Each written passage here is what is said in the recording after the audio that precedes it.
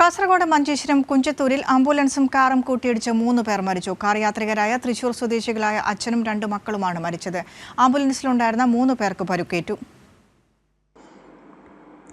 കാസർഗോഡ് നിന്നും രോഗിയുമായി മംഗലാപുരത്ത് ആശുപത്രിയിലേക്ക് പോവുകയായിരുന്ന ആംബുലൻസും മൂകാംബിക ദർശനം കഴിഞ്ഞ് മടങ്ങുകയായിരുന്ന സംഘം സഞ്ചരിച്ച കാറും കൂട്ടിയിടിക്കുകയായിരുന്നു. കുഞ്ചത്തൂരിലാണ് അപകടം നടന്നത്.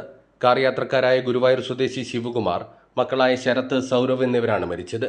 2 പേർ സംഭവസ്ഥലത്ത് വെച്ചും ഒരാൾ ആശുപത്രിയിലേക്കുള്ള യാത്രക്കിടെയുമാണ് മരിച്ചത്. അപകടത്തിൽ കാർ പൂർണ്ണമായും തകർന്നു. കാർ വെട്ടിപ്പൊളിച്ചാണ് ഇവരെ പുറത്തെടുത്തത്. ആംബുലൻസ് എതിർവശത്തുള്ള റോഡിലേക്ക് കയറി സഞ്ചരിച്ചതാണ് അപകടത്തിന് കാരണമെന്ന് നാട്ടുകാർ പറഞ്ഞു.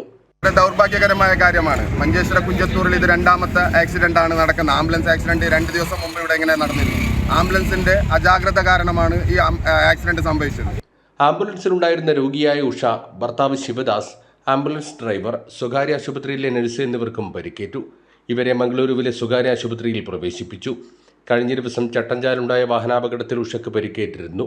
വിദഗ്ധ ചികിത്സക്കായി മംഗലാപുരത്തെ ആശുപത്രിയിലേക്ക് കൊണ്ടുപോകുന്നതിനിടെയാണ് അപകടം. കൈരളി ന്യൂസ്, കാസർഗോഡ്.